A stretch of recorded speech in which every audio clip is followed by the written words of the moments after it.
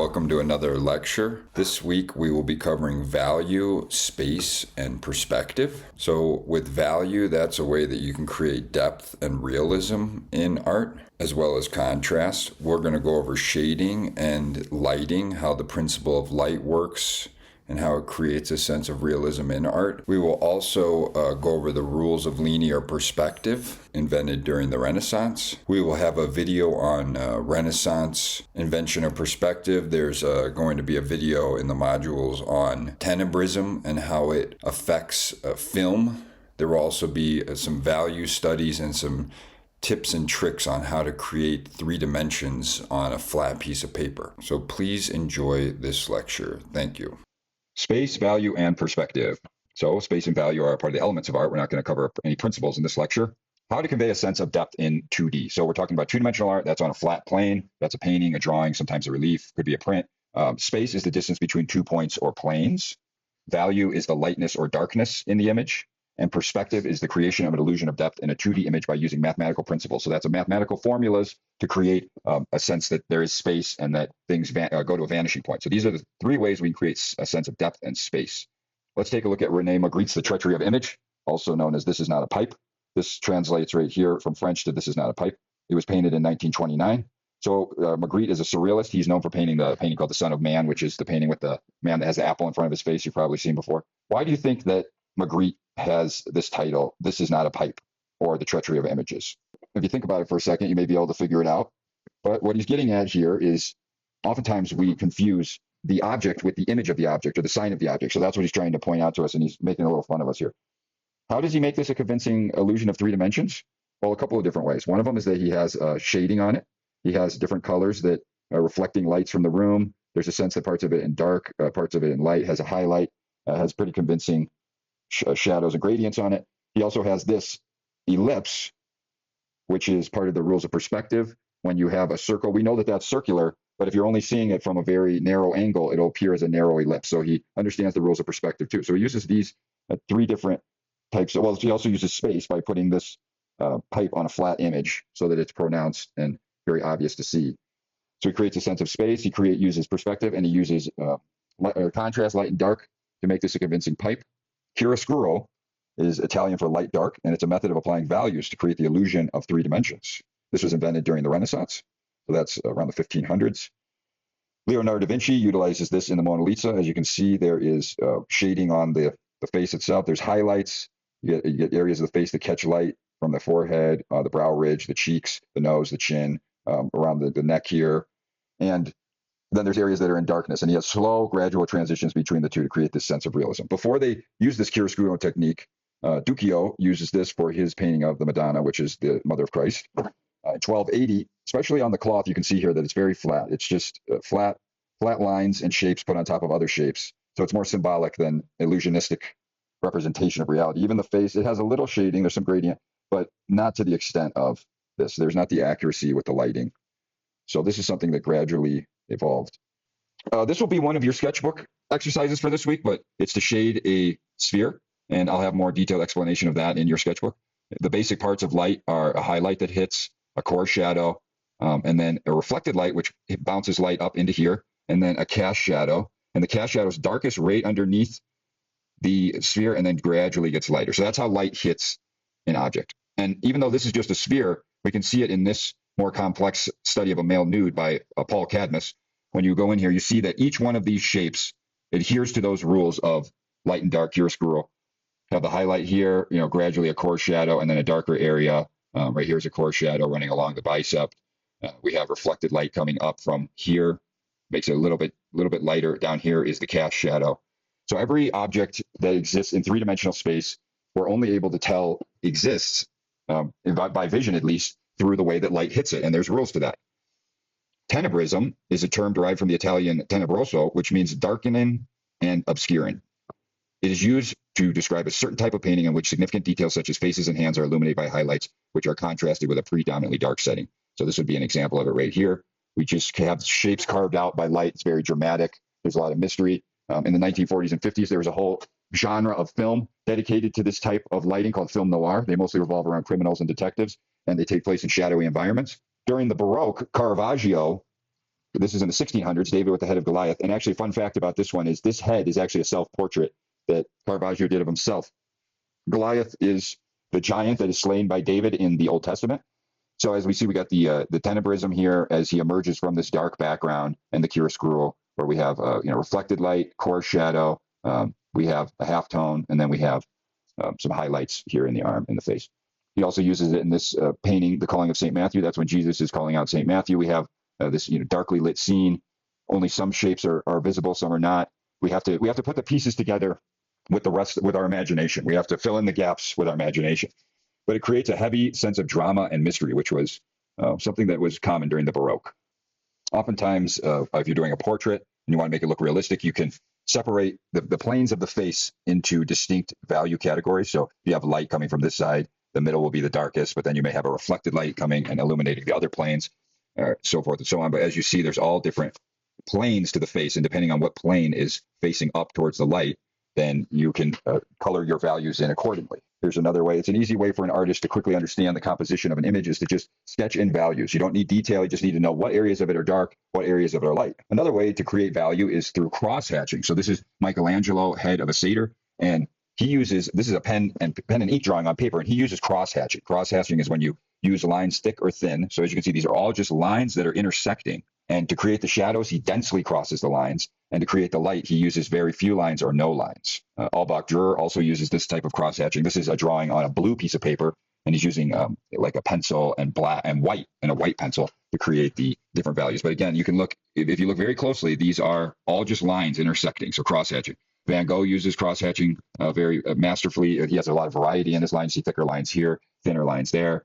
He has denser lines here. These lines are very dense to create the darkness in the nostrils and the darkness in the beard. So there's hatching, cross-hatching, and stippling is the same type of effect, but just when you do it with little dots, using dense dots to create the shadow areas, and then looser spaced out dots to create the lighter areas. Sometimes you can cross-hatch with just straight lines. Sometimes you can cross-hatch with contour lines, where the lines will move with the shape that you're drawing. See how these wrap around the shape? This wraps around the head. And this one is just all created by straight lines. It's pretty crazy to think about this, but David Bayo, and he did this all out of stippling. So this is all just little teeny tiny dots placed over and over again to create that incredibly complex. How do you create a sense of depth in IP? So you got space, value, and perspective. Another one that will work is scale. And then another thing is changes in visual texture. So let's examine some of that. Let's look at Beda Sternschandt's pastoral scene from 1897. And here we have a sense of depth implied by the size of characters in the painting. So we have these two characters are much larger than these two characters, meaning that they're perceived to be closer to us. Same thing with the tree. These trees look like they're actually probably bigger than this tree, but within the picture, this tree is bigger because it's closer to us. We also have this foot is overlapped by this dress, saying that this character is in front of this character, and this foot is overlapped by this blue tunic, implying that these characters are also behind. We can tell that the river is getting smaller as we go in the distance, and a sense of visual texture as well. So when things are closer, you can see more texture, you can see more detail, like in here within the tree, whereas these ones we can't really see as much detail because they're farther away and the eye cannot process that much information. So those are a couple of techniques for creating space. We also see these type of techniques in Hawk's Eyes, The Great Wave. We know that this mountain is much larger than this wave, but the wave is bigger in this picture because it's closer to us. This wave overlaps this boat, showing us that the boat is engulfed within the waves and the storm that's happening. And we have this boat overlapped as well. Overlapping, or the positioning of objects. So you position an object so it overlaps another object. Then next things let's talk about are the changing in brightness and intensity of color and atmospheric perspective. Color intensity. We perceive in more intense or saturated colors to come further towards us than we do colors that are muted. Also, a lot of the times, darker colors will recede as well. So in this situation, we have this lighter horse feels that it is closer to us than this. And these more saturated greens appear closer to us than these sort of muted greens over here. So with Thomas Hart Benton painted this, it's called The Wreck of the Old 97. We get a sense of, it's not always a realistic depiction, but a sense that a manipulation of our senses, where if we have intensity, he'll draw us to a certain area of the picture opposed to another. So we can witness this wreck from the safe distance of this plant. Atmospheric perspective describes characteristics seen in objects that are some distance from the observer. A veil of atmospheric haze affects and decreases clarity, contrast, detail, color, and so forth. So this is a task, or this is a strategy you can utilize if you're an artist freehand, opposed to using perspective, which we'll see relies a lot on geometrics and rulers. Objects further away become more blue, less detailed, and smaller. Think about if you're in Winslow driving towards Flagstaff, you'll see Mount Humphrey as a very blue, light object. As you get closer, it becomes more defined and more detailed. Objects that are closer overlap objects that are further away. Let's take a look here. So with this one, we can tell it's closest to us. It's got most saturated colors. It's most defined, a little less saturated, more muted, and less detail. As we move further, we can make out even less detail, and things are getting more faded and more blue shifting. So this is just an effect of atmospheric perspective. We can see this here in Asher Brown Durant's Kindred Spirits, 1849. So Asher Brown Durant, he painted this. We have his atmospheric perspective here. This mountain is clearly the furthest one, and then these ones are gradually getting closer. This is the most detailed area, whereas this one is less detailed and less detailed. We get visual texture here. You can also see it here in Albert Bierstadt's painting of a Western landscape, and you can see it here, Frederick Edwin Church's painting of the Andes. See the mountain fading and getting lighter and more blue. And here in Hans Hasen, again, trees are more detailed, and then they fade to a lighter color as you get further away. More examples, Edgar Payne paintings. All the great landscape painters utilize this to perfection. So this is Maynard Dixon, has these bright, warm oranges and yellows here, and then these more faded, darker blues. This is a good image of layered space. So one of the ways to make an interesting object is to create a foreground, a middle ground, and a background. And this is a still from the movie Citizen Kane by Orson Welles. And here we have in the front, these two people. In the middle ground, we have this character. And then in the background, we have this child playing outside of the house. So we get an established three-layered picture. Another type of perspective that you can utilize is isometric perspective. This has been used for thousands of years in China. But the word isometric comes from Greek meaning equal space. Isometric perspective is when all the lines are moving at a diagonal. So they don't converge, but they just all follow the same diagonal planes. So this is good to use for if you're you want to create a map where you can see everything at once, or you want to create, you have big panels and you want to get all of an image on there in the same, you want to get the whole house in there or whole landscape in there. Whereas if you're using linear perspective, as we'll see next, you're going to have to obscure some things. But from this is more of a God's eye perspective in a way. It's a bird's eye view perspective. It's also commonly used in video games, earlier video games in the 90s and even earlier video games. The Sims, different Diablo, those type of video games would use this so that you could scroll equally throughout and be able to see everything. Finally, let's talk about linear perspective for creating space. So linear perspective is the mathematical precision you can use to create the illusion of space. So the way that the eye sees and the way that light hits objects, everything will converge to a vanishing point, which is the furthest point that we can see. So things move towards this. This is a one-point perspective, so all lines are moving to one vanishing point. Peripheral vision, your cone of vision. Cone of vision is an area one can see when focusing on a single point in space. The brim of this man's hat is outside of the cone of vision in an area of peripheral vision. He can see things in this area only if he moves his eyes. So we can actually only focus on a very small area at a time. I've heard it's about the size of a quarter. The rest of it, our brain sort of fills in with our peripheral vision, and we move our eyes so quickly that we focus and we get a sense of an overarching vision of what's around us opposed to just a small area. But if you do stare at one single point, you can notice that all the lines will converge to that point in your cone of vision. So we have here a picture plane. This is our cone of vision that we can see. Here's the picture plane. Here's the point. So if you put what you're seeing directly ahead of you onto a picture plane, you can actually create this realistic illusion of space. If an object is above you, you'll see the bottom of it. If an object is below you, you'll see below and the side. Ideas contributed to this discovery through a long period of history, but it was finally sort of perfected by a guy named Brunelleschi, who was an architect in Florence. And he did it by making a painting of this building, the baptistry, during the Renaissance. And what he did was he painted a painting of it using the geometric lines, and then he put a hole in the painting so that he could see through it. And he looked through the back of the painting at the baptistry, and then he held up a mirror and he put it in front of the painting to see if it would reflect perfectly what he was seeing through the hole, what he was seeing at that one-point perspective. So he was able to create this illusion and astounded everybody. And perspective really takes off after this point and gets utilized by many, many artists in the Renaissance. So there's a video this week on how he did this, and you can watch that. Leonardo da Vinci uses it here in the Last Supper. As you can see, all the disciples and Jesus are at the table here, but the room has the vanishing points where these doors are and windows are going towards Jesus's head and going in space. So perspective is a good way to draw the eye to a certain area. So that's why we have Jesus right in the center and all of these implied lines moving towards him. Masaccio uses a vanishing point here. The vanishing point is beyond where we can see, but we know that it's there. So he could draw these lines to see all the coffered roof at the top and the cross and everything going in perspective. It's an illusion as if it's going into the wall. Where's the vanishing point on this one? Well, you probably guessed it right, hopefully, right there. So this is the horizon line. All the lines are converging towards this point. Lines lines below us. Well, we can see the bottoms of the windows here, but over here we cannot see the bottoms of the windows because they're above us. Okay, here is Dali. So this is surrealism, but again, still using realistic interpretation of reality and perspective. So again, it's another 1 point perspective. Where is the perspective here? What can you use to tell? What's a hint to tell? Look at the doors and the windows. Where are they vanishing towards? Where are they moving towards? Right. If you guessed here, you guessed right. They're all moving towards Jesus' head. The horizon line is right in here. And so again, using all these implied lines to direct our eyes to the center of attention.